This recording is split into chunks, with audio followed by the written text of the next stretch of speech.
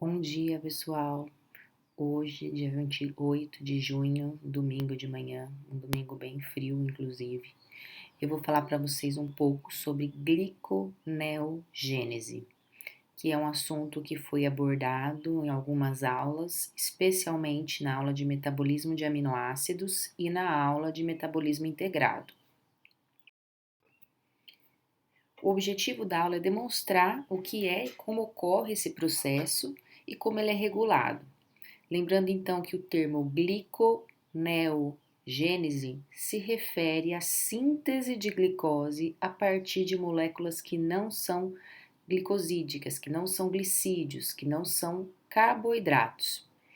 E esse evento ele ocorre durante o sono, no qual ficamos aí em torno de 8 horas em jejum, e ele se torna mais ativo ainda num período de jejum um pouco mais prolongado, tendo seu pico de atuação nas 24 horas iniciais de jejum.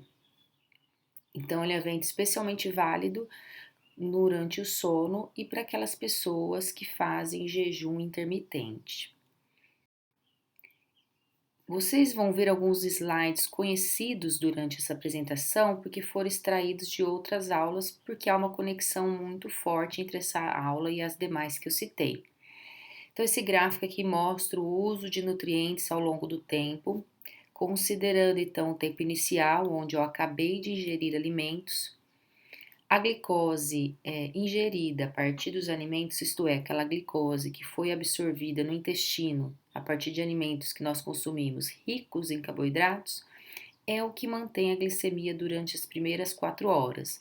Mas a gente vê que durante esse tempo há uma queda bem grande do nível de glicose até chegar nas 4 horas, onde outras vias são acionadas pelo estímulo do glucagon, como nós dissemos, quando a razão insulina e glucagon está baixa, o glucagon prevalece em termos de efeito e ele guia os efeitos no tecido, os alvos como o fígado e o tecido adiposo para o processo catabólico. A gente tem que lembrar também que durante o período de jejum o nível de epinefrina está grande também e ela também tem um efeito similar ao glucagon, só que os tecidos alvos são tecido muscular e adiposo. Então, nas primeiras 4 horas de jejum é acionado um processo importante para a manutenção da glicemia, que é a glicogenólise, isto é, a partir do glicogênio eu vou obter glicose no meu fígado e essa glicose vai ser exportada para manter a glicemia, tendo seu pico de atuação nas 8 horas iniciais de jejum. A gliconeogênese ela é acionada desde o início, a partir das 4 horas, que é o processo que nós vamos abordar hoje, tendo seu pico de atuação nas primeiras 24 horas, como vocês podem ver no gráfico, depois há uma queda, e isso acontece para proteger as proteínas do nosso organismo, então há uma manutenção constante do nível de glicose através da gliconeogênese ao longo do tempo, que é a glicose que vai ser direcionada aos tecidos, às células que são dependentes desse carboidrato, que são a célula nervosa e a hemácia. Então, há uma manutenção, mesmo que em níveis baixos, da gliconeogênese para manutenção da glicose para essas células dependentes. Conforme o jejum ele vai sendo prolongado, a gente percebe um aumento da contribuição dos ácidos graxos para a obtenção de energia pelos tecidos, especialmente o tecido muscular, o tecido adiposo, né, o próprio fígado, passam a usar os ácidos graxos preferencialmente conforme o tempo de jejum aumenta.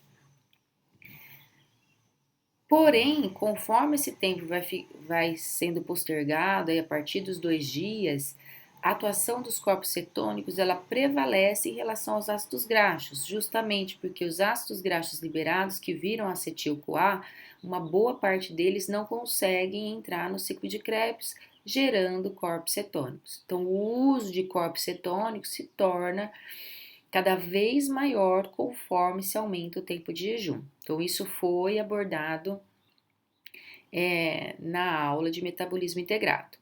Desses processos, aqueles que contribuem diretamente para o aumento da glicemia são a glicogenólise, que é a quebra do glicogênio, contribuindo para as 8 horas iniciais, e a gliconeogênese, que é o tema da aula de hoje, que é a síntese de glicose a partir de moléculas que não são carboidratos, que tem a sua contribuição ao longo do tempo, porém com pico máximo de atuação nas primeiras 24 horas de jejum. Bom, esse aqui também é um outro slide que demonstra o período de jejum inicial, onde não está entrando nada no intestino, então prevalece o efeito do glucagon, que conduz a um metabolismo degradativo, onde depois que eu consumi todos os estoques de glicose que vieram do bioglicogênio através do processo de glicogenólise, outras fontes vão me ajudar a manter essa glicose através do processo de gliconeogênese, como por exemplo, uma das moléculas que geram glicose que não são consideradas carboidrato é o lactato que vem do metabolismo anaeróbico, que acontece em algumas células, em destaque as células musculares e as hemácias. As hemácias produzem lactato porque elas têm que fazer uma glicólise anaeróbica, uma vez que elas não têm mitocôndria para que o processo se estenda até ciclo de Krebs, transporte de elétrons e fosforilação oxidativa. Uma grande parte do processo de gliconeogênese é alimentada pelos aminoácidos que vêm das proteínas, especialmente das proteínas musculares, sendo que as proteínas musculares têm os 20 tipos de aminoácidos, mas aqueles que de fato contribuem para o processo de gliconeogênese são a alanina e a glutamina. Então, os aminoácidos, por exemplo, de cadeias ramificadas, que a gente encontra bastante no músculo, eles têm que ser transformados em alanina para que eles possam ser então transportados. Então, a forma de circulação dos aminoácidos até o fígado, onde ocorre o processo de gliconeogênese, é na forma de alanina e glutamina. Então, esses aminoácidos que são ditos como glicogênicos vão chegar até o fígado, onde esse processo ocorre. Esse processo de gliconeogênese também ocorre nos rins secundariamente. Conforme o tempo de jejum aumenta, óbvio que há uma proteólise mais acentuada até a gente chegar no limite máximo que o organismo consegue sobreviver. Lembrando que no processo de uso dos aminoácidos, numa primeira etapa, há a remoção do grupo amina, né, formando amônia, que vai para o ciclo de ureia, produzindo ureia, que é a forma de excreção do nitrogênio. Aí sobra a cadeia carbônica, que vai gerar intermediários do ciclo de Krebs e também pode gerar o piruvato, que é o último produto da glicólise. Lembrando que aminoácidos que geram acetil-CoA ou acetoacetato são ditos como cetogênicos, então esses não vão contribuir para a gliconeogênese, ao passo que todos os outros que geram outros intermediários do metabolismo, como oxalacetato e até mesmo piruvato, que é o caso da alanina que gera piruvato, esses têm potencial para contribuir para o processo de gliconeogênese. Como eu mostrei naquele gráfico anterior, conforme o tempo de jejum ele vai se prolongando, a lipólise é cada vez mais acentuada até para tentar minimizar a perda de proteínas. Então, da lipólise, desculpem, que acontece lá na célula adiposa, liberando ácido graxo, que vai para a produção de corpos cetônicos e o glicerol tem potencial para formar glicose. Então, vamos para dois conceitos importantes. Então, a gliconeogênese é um processo de síntese de glicose a partir de moléculas que não são carboidratos. Ela ocorre prioritariamente no fígado, podendo acontecer também nos rins, e são as 3 moléculas precursoras da glicose que estão demonstradas nesse slide. A alanina, representando os aminoácidos que saem das proteínas, o processo de proteólise que é tão importante para a manutenção da gliconeogênese, então eu colocaria em primeiro lugar, no primeiro momento. O lactato, que vem do metabolismo anaeróbico, e o glicerol que vem da lipólise que acontece nas células adiposas. Então, a gliconeogênese ela é mantida por essas três moléculas: lactato, alanina representando os aminoácidos glicogênicos e o glicerol representando uma fonte de gordura. O ácido graxo não gera glicoses nas nossas células, tá? O acetil-CoA não tem nenhuma enzima que converta o acetil-CoA em piruvato e daí ocorra a gliconeogênese, tá? Então é importante que vocês saibam que os aminoácidos que geram acetil-CoA ou acetoacetato não têm potencial para contribuir para esse processo. Então é importante dar uma olhada lá na aula de metabolismo de aminoácidos. Para a gente então começar a entender esse processo, a gente tem que fazer um paralelo com a glicólise. Afinal, a glicólise é a quebra da glicose até gerar piruvato. E a gliconeogênese, a gente parte do piruvato, né, como molécula inicial, porque apesar de alguns aminoácidos glicogênicos gerarem intermediários do ciclo de Krebs, todos eles são convertidos em oxalacetato, que por sua vez é convertido em piruvato. Então, o piruvato é a grande molécula-chave para o start do processo de gliconeogênese. E a partir do piruvato, a gente gera glicose. Então, muitos podem erroneamente pensar que o processo de gliconeogênese é uma via exatamente reversa da glicólise. Afinal, a partir do piruvato eu gero glicose e a glicólise, a partir da glicose eu gero piruvato. Mas não é bem assim. Apesar de serem vias com direções opostas e com finalidades opostas, elas não são exatamente as vias reversas uma das outras. Então, a gente tem que entender que relembrar da aula de bioenergética que a glicólise ela tem 10 etapas, sendo as 5 primeiras da fase preparatória, as 5 últimas da fase propriamente de obtenção de energia, que é a fase compensatória. E nesse processo há 3 reações irreversíveis que a gliconeogênese vai ter que contornar. Então, essas 3 reações irreversíveis da glicólise, elas não são possíveis de serem revertidas no processo de gliconeogênese. E aí está a grande sacada do processo. Esses 2 processos são regulados por essas 3 reações irreversíveis. Então, eles são modulados, eles são regulados por essas reações. Para a gente entender então um pouco o processo, eu vou relembrar a glicólise para vocês. Então, a glicólise tem a fase inicial onde há um investimento, né, nas 5 primeiras reações. Então, a primeira reação é de entrada de um fosfato no carbono 6 da glicose com a custa de ATP e essa reação é irreversível. Depois, há um processo de isomerização, onde a glicose 6-fosfato forma a frutose 6-fosfato.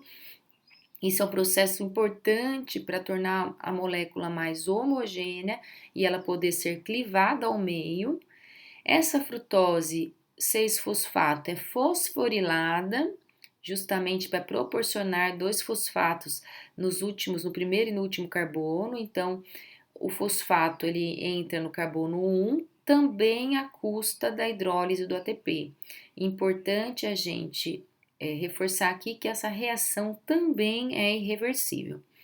A frutose 1,6-bifosfato, então, ela é clivada em 2 moléculas, uma de dihidroxacetona fosfato e outra de gliceraldeído 3-fosfato, e a molécula de dihidroxacetona é, por sua vez, na 5ª etapa, convertida a gliceraldeído. Então, ao final desse processo, eu tenho 2 moléculas de gliceraldeído 3-fosfato. Na fase de pagamento, tudo é dobrado, então. Então, o gliceraldeído 3-fosfato passa para o processo de uma reação de óxido-redução, onde o NAD+, ele é reduzido, né, e forma-se, pela presença de fosfato inorgânico no citoplasma, um 3-bifosfoglicerato. Então, não há hidrólise de ATP. Esse fosfato vem do fosfato inorgânico presente no citoplasma. Então, dessa reação tão importante, a gente produz 2 moléculas de NADH, que lembrando que depois elas podem estar conectadas à fosforilação oxidativa e transporte de elétrons. Numa segunda etapa dessa fase, 1,3-bifosfoglicerato, ele sofre então a remoção de um fosfato na presença do ADP, formando ATP, então uma fase pagatória, né, que a gente fala, porque a gente recupera aquelas duas moléculas de ATP que nós gastamos inicialmente, formando 3-fosfoglicerato. Então, a produção de 2 ATPs. Há outro processo de isomerização, onde 3-fosfoglicerato se transforma em 2-fosfoglicerato, e na etapa subsequente ele recebe uma molécula de água e forma o fosfenolpiruvato. Nós estamos acabando o processo e nessa última reação, o fosfenolpiruvato perde o seu fosfato, que é incorporado a um ADP produzindo ATP, lembrando que sempre é dobrado, então eu tenho 2 ATPs, e ao final eu libero o piruvato. Essa última reação também é irreversível. Tá? Então, gente, das 10 reações que nós temos no processo de glicólise, 3 são irreversíveis e a gente vai entender agora como que o processo de gliconeogênese ocorre de forma a contornar essas 3 reações. Como começa de trás para frente, a primeira reação que ele vai ter que contornar é do piruvato ao fosfenolpiruvato. E não é possível produzir fosfenolpiruvato diretamente do piruvato, a gente vai ver que ele usa o intermediário, que é o oxalacetato, para produzir isso. Então, a primeira reação que a gliconeogênese tem que contornar é essa reação irreversível, onde o fosfenolpiruvato é convertido em piruvato. Depois tudo se processa com a glicólise, só que na forma reversa.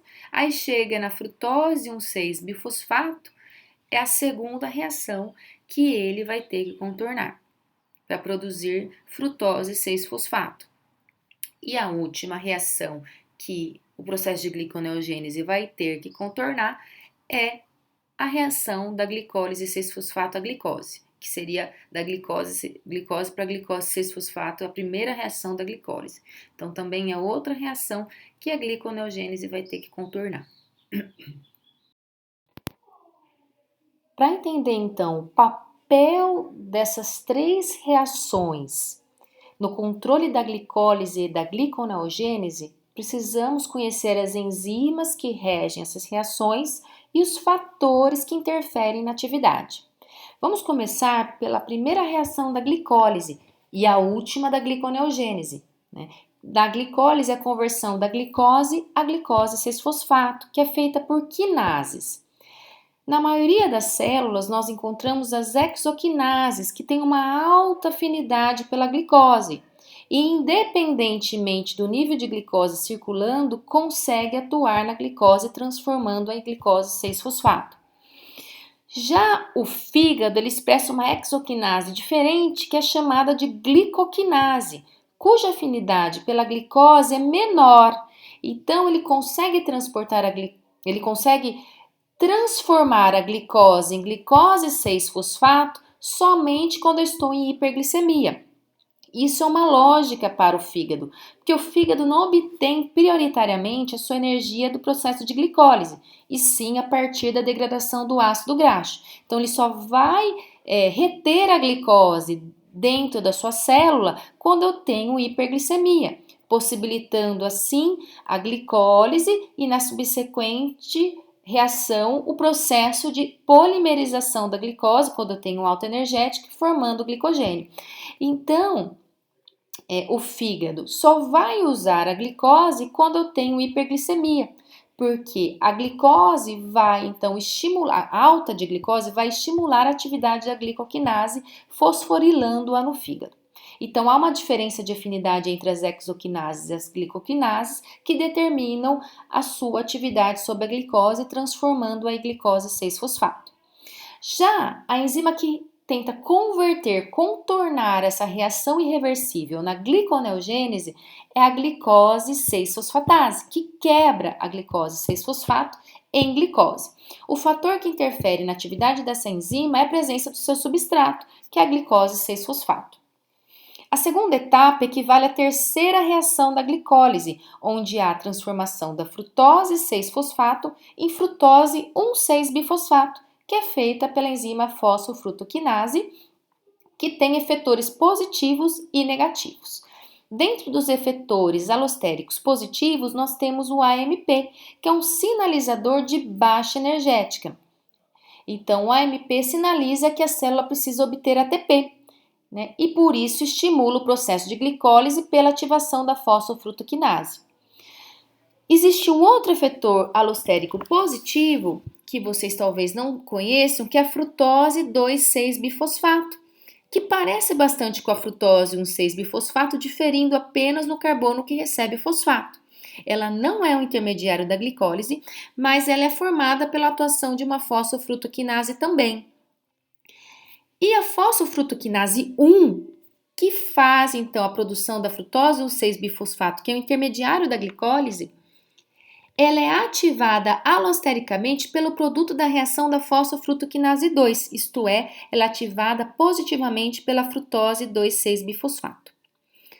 Já em relação aos efetores negativos para a fosfofrutoquinase, nós temos o ATP como sinalizador de alta energética.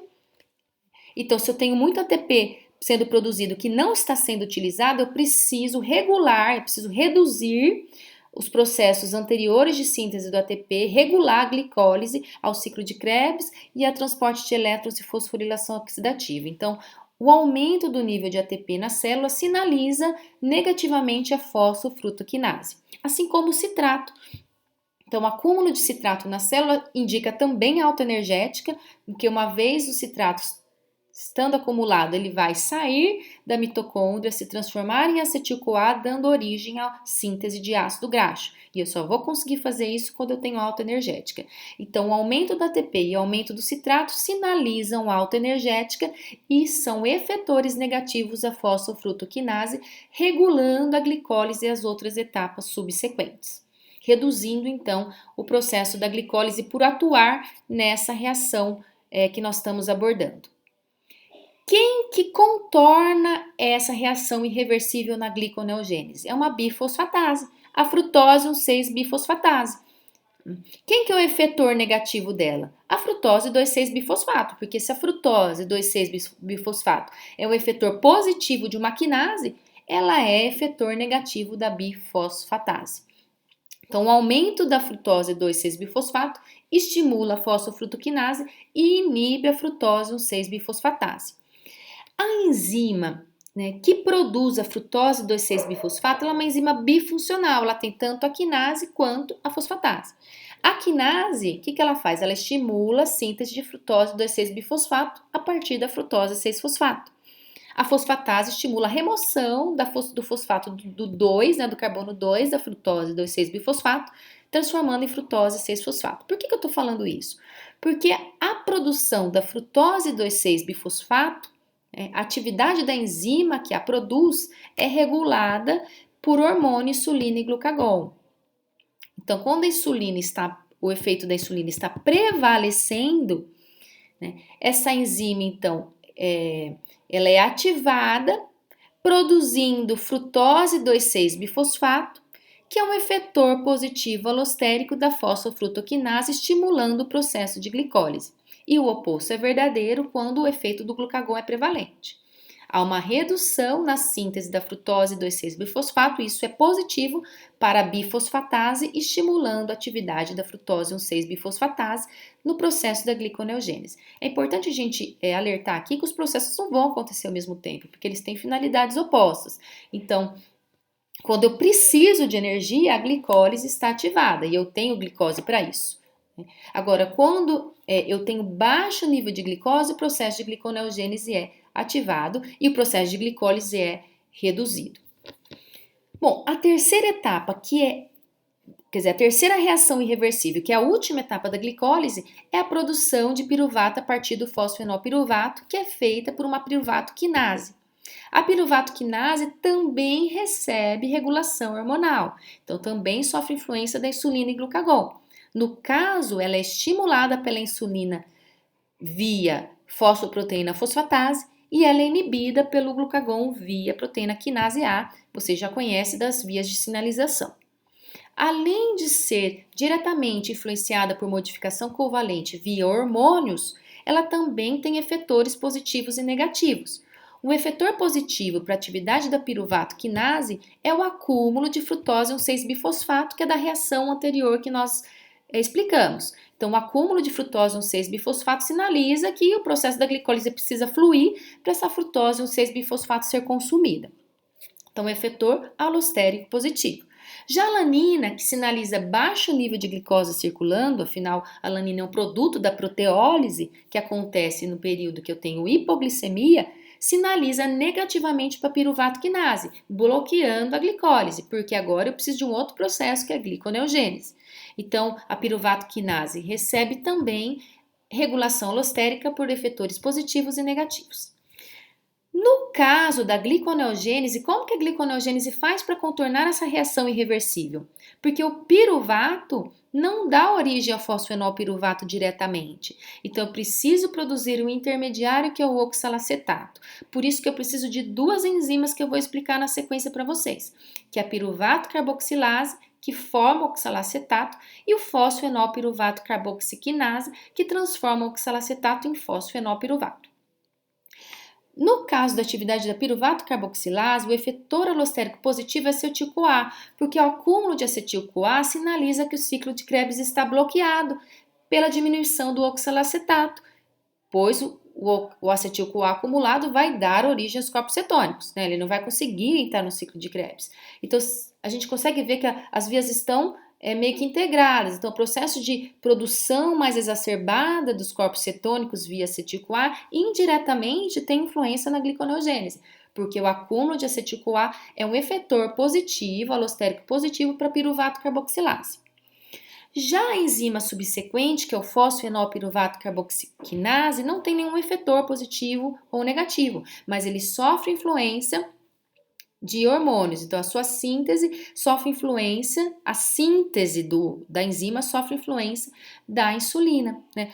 Porque a insulina também desencadeia uma cascata de ativação de transcrição e tradução. Então, há um controle hormonal embutido nesse processo. Em outras palavras, eu preciso saber etapa por etapa desse processo e detalhes sobre esse controle? Não, mas eu preciso entender que essas três reações irreversíveis são importantes no processo de controle da glicólise e da gliconeogênese e que elas sofrem tanto regulação alostérica, seja positiva ou negativa, e também controle hormonal via insulina e glucagon.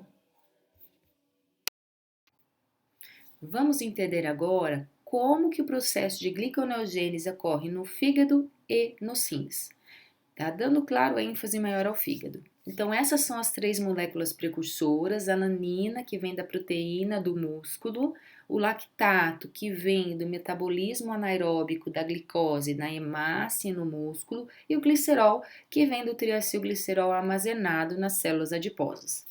É interessante fazer um parênteses aqui, que o lactato que é gerado no músculo, ele não pode ficar no músculo, né? Ele tem que ser, de alguma forma, direcionado para alguma reação. E aí o lactato que é produzido no músculo, ele sai do músculo, chega no fígado, e no fígado ele é transformado em glicose. E isso acontece a todo momento, e não necessariamente só no período de jejum, né? Porque a contração muscular ela acontece a todo momento, e especialmente numa contração rápida e rigorosa, o músculo faz a glicólise anaeróbica gerando o lactato. Esse lactato precisa ter um destino e o destino é o fígado. Isso gera um ciclo, porque a glicose no músculo é quebrada e gera lactato, o lactato sai do músculo, vai para o fígado, onde lá, a partir dele, se gera glicose, e a glicose gerada no fígado pode ir para o músculo. Então, isso gera um ciclo que é discutido em alguns livros como o ciclo de Coren.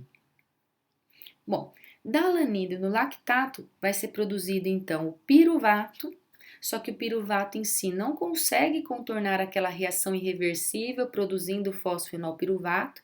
Então nós vamos agora dar ênfase em como que a gliconeogênese faz para contornar o primeiro obstáculo que ela tem, que é fazer com que o piruvato forme fosfenolpiruvato. Isso não acontece diretamente porque a reação de conversão do fosfenolpiruvato a piruvato é irreversível. Então, o piruvato, para fazer isso, ele vai precisar ir para a mitocôndria. Lá na mitocôndria, o piruvato vai gerar oxalacetato, que é o intermediário capaz de gerar fosfenolpiruvato. Então, através da ação da piruvato carboxilase, na presença do gás carbônico na forma de bicarbonato e à custa da hidrólise de ATP, forma-se então o oxalacetato. Então, o piruvato recebe o carbono oxigênio do bicarbonato, se transforma em oxalacetato à custa de energia. Esse oxalacetato, através da lançadeira oxalacetato malato, vai para o citoplasma a partir da atuação do fosfenol piruvato carboxinase, a remoção daquele gás carbônico que foi inicialmente inserido à custa da hidrólise de GTP, que é uma molécula similar ao ATP em termos de energia. Então, eu posso, na reação global, substituir GTP por ATP, porque é a mesma equivalência de energia. Assim, removendo o gás carbônico e a custa de energia, o oxalacetato forma o fosfenol piruvato e aqui a gente tem o primeiro contorno que a gliconeogênese faz para a síntese da glicose. Importante destacar aqui, o piruvato é uma molécula de 3 carbonos, então eu vou precisar de 2 piruvatos. Vou formar 2 oxalacetatos para formar 2 fosfenolpiruvato. Então, nesse processo, tudo que eu gastei, eu vou contar em dobro. Então, no final, trocando GTP por ATP, se em cada reação eu gastei duas moléculas de ATP, numa reação dobrada, então, ao final, só para contornar uma etapa do processo da glicólise, a gliconeogênese gastou 4 moléculas de ATP. Na reação global, eu não incluo o gás carbônico, o bicarbonato, porque da mesma forma que ele entra para formar oxalacetato, ele sai para formar fosfenolpiruvato. Na sequência, até chegar no gliceraldeído 3-fosfato, as reações são reversas à glicólise, porque todas as enzimas que regem essas reações regem reações reversíveis. Então, no primeiro momento, o fosfenolpiruvato, vocês têm que ir lá lembrar da glicólise, vai gerar o 2-fosfoglicerato e para isso uma molécula de água vai entrar no fosfenolpiruvato para que ele seja transformado em 2-fosfoglicerato. Como eu tenho 2 moléculas de fosfenolpiruvato, vão ser 2 moléculas de água. Então, tudo é dobrado. Depois, o 2-fosfoglicerato se transforma em 3-fosfoglicerato. E a custa de ATP, o 3-fosfoglicerato vai se transformar em um 3-bifosfoglicerato. Então, eu vou usar 2 moléculas de ATP. Eu vou hidrolisar 2 moléculas de ATP. Até agora, eu gastei 6 moléculas de ATP. Depois do 1,3-bifosfoglicerato, vai haver então uma reação de óxido-redução, onde NADH vai ser oxidado a NAD para formar o gliceraldeído 3-fosfato. Então, aqui eu vou usar 2 moléculas de NADH para formar esse intermediário importante do gliceraldeído que conecta aquela fase compensatória à fase preparatória, né? Tá bem no meio do processo da glicólise. Então, do piruvato até chegar no gliceraldeído 3-fosfatos, eu gastei 6 moléculas de ATP, 2 moléculas de água e 2 moléculas de NADH. Vou fazer um paralelo aqui, um parênteses, por quê? Porque o glicerol ele não gera piruvato, ele vai gerar gliceraldeído 3-fosfato. Então, agora é o momento de eu conectar o glicerol à gliconeogênese.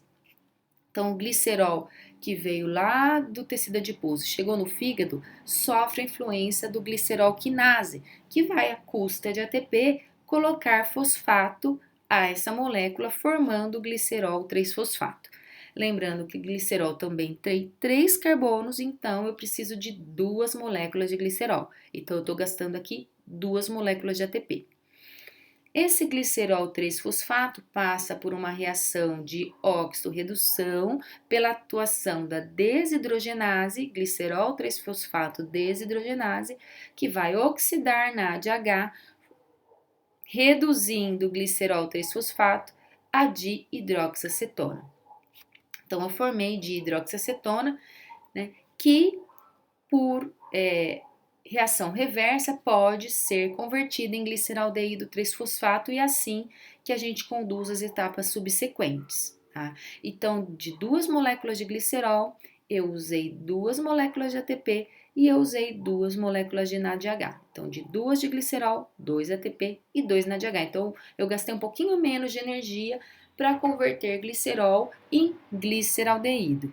do gliceraldeído, então a gente vai para as outras etapas, e aí a gente tem duas etapas que a gente tem que destacar, que acontecem na sequência, que é a etapa 2 e 3, que precisam também de um contorno, porque são reações que na glicólise são irreversíveis. Então, nós vamos falar agora dessas duas outras reações que a gliconeogênese tem que contornar. O gliceraldeído, então, através de uma enzima aldolase, vai se transformar em frutose 1,6-bifosfato. Isso não tem grande desafio, porque é uma reação reversível. E aí a gente tem a segunda reação irreversível, né, que é da frutose 1,6-bifosfato. Então, quando a frutose 6-fosfato se transforma em frutose 1,6-bifosfato, essa reação é irreversível e aí a gliconeogênese tem que contornar essa reação e ela o faz pela presença da frutose 1,6-bifosfatase. Então, essa enzima, na presença da água, vai quebrar a frutose 1,6-bifosfato, liberando o fosfato inorgânico e tendo como produto final a frutose 6-fosfato. Lembrando que, independente da fonte inicial, se é a alanina, se é o lactato ou se é o glicerol, eu conto aqui tudo dobrado. Então, são duas vezes, eu gastei 2 moléculas de água aqui a mais. Bom, a frutose 1,6-bifosfato tem que virar o quê? Frutose 6-fosfato, né? E isso é feito nessa segunda reação, frutose 6-fosfato. A conversão da frutose 6-fosfato em glicose 6-fosfato também é uma reação reversível, feita por uma isomerase, então ela é tranquila de ser revertida. Então, de frutose 6-fosfato vai para glicose 6-fosfato. O grande problema está nessa terceira e última reação, que é a reação de que de fato vai liberar a glicose, porque na glicólise, a transformação da glicose em glicose 6-fosfato é uma reação irreversível. E aí a gliconeogênese lança a mão da uma fosfatase que está presente no retículo endoplasmático para fazer essa conversão. Então a glicose 6-fosfatase vai transformar a glicose 6-fosfato na presença da água em glicose, liberando o fosfato inorgânico. Lembrando que tudo é dobrado, então nessa reação eu gastei 2 moléculas de água para converter a glicose 6-fosfato em glicose. E aí sim, a minha glicose está livre, né, para que ela possa ser liberada na corrente sanguínea e chegar aos tecidos que são dependentes dela. Lembrando que o músculo, né, como a gente falou na aula de metabolismo de carboidrato, não tem essa glicose 6-fosfatase no retículo endoplasmático, então ele não consegue exportar a glicose. Então, toda a glicose, que no caso vem principalmente da glicogenólise, né, que nada tem a ver com esse processo diretamente, mas que também libera glicose, que tem potencial para liberar glicose, no músculo, a glicose 6-fosfato não é convertida em glicose, então essa glicose no músculo não é exportada. A glicose no músculo, na forma de glicose 6-fosfato, iria para processo de glicólise para que o músculo obtenha energia. A gente chama o músculo de tecido do filho mais velho do metabolismo, porque ele é independente de uma certa forma, porque ele armazena a sua própria glicose. E aqui, tanto o fígado quanto os rins tem a glicose 6-fosfatase, então conseguem tirar o fosfato da glicose e assim essa glicose sair da célula e ir para a corrente sanguínea, dando suporte, né, dando nutriente para que o cérebro consiga processar e fazer as suas atividades. Vamos agora então para o final da aula, onde eu vou dar para vocês as reações globais. Então, para a síntese de uma molécula de glicose a partir da alanina, a partir do lactato, lembre-se que ambos geram piruvato. Para vocês lembrarem um pouquinho da conversão da alanina e piruvato, vocês vão ter que ir lá na aula de metabolismo de aminoácidos, né? A gente falar um pouquinho das transaminações, que não vai ser uma abordagem aqui. Então, já vou partir da molécula de piruvato. O lactato, ele gera piruvato a partir da lactato desidrogenase, que eu não citei, mas eu vou citar aqui só para dar um contexto para vocês depois. Então, para produzir uma molécula de glicose a partir do piruvato, lembre-se que o piruvato tem apenas 3 carbonos, então eu vou precisar de 2 moléculas de piruvato para produzir uma molécula de glicose que tem 6 carbonos. Para que as coisas aconteçam, então, eu tenho que relembrar tudo aquilo que eu expliquei para vocês. Para eu converter piruvato a fosfenolpiruvato é possível? Não é. Então, eu preciso primeiro converter piruvato a oxalacetato, depois oxalacetato e fosfenolpiruvato. Nessas reações, eu uso 2 moléculas de ATP, mas como são 2 moléculas de piruvato, eu multiplico isso por 2. Então, eu estou gastando 4 ATP só para contornar a primeira reação irreversível. Depois, vai precisar de ATP para converter o fosfoglicerato em bifosfoglicerato. Lembrando que são 2 moléculas, então eu preciso de mais 2 ATPs, totalizando o gasto de 6 moléculas de ATP. Além disso, para produzir glicose, eu preciso de água. A água é utilizada no processo de conversão do fosfenolpiruvato a 2-fosfoglicerato, então já uso 2 moléculas de água porque a reação é duplicada, e depois naquelas 2 reações irreversíveis que a gliconeogênese contorna, que é na transformação da frutose 6-bifosfato em frutose 6-fosfato, já vou gastar 2 moléculas de água. E na transformação da glicose 6-fosfato em glicose, gasto mais 2 moléculas de água, totalizando 6 moléculas de água. Ainda eu gasto NADH. Eu gasto NADH, 2 moléculas de NADH, para fazer a reação do bifosfoglicerato em gliceraldeído 3-fosfato. Tá?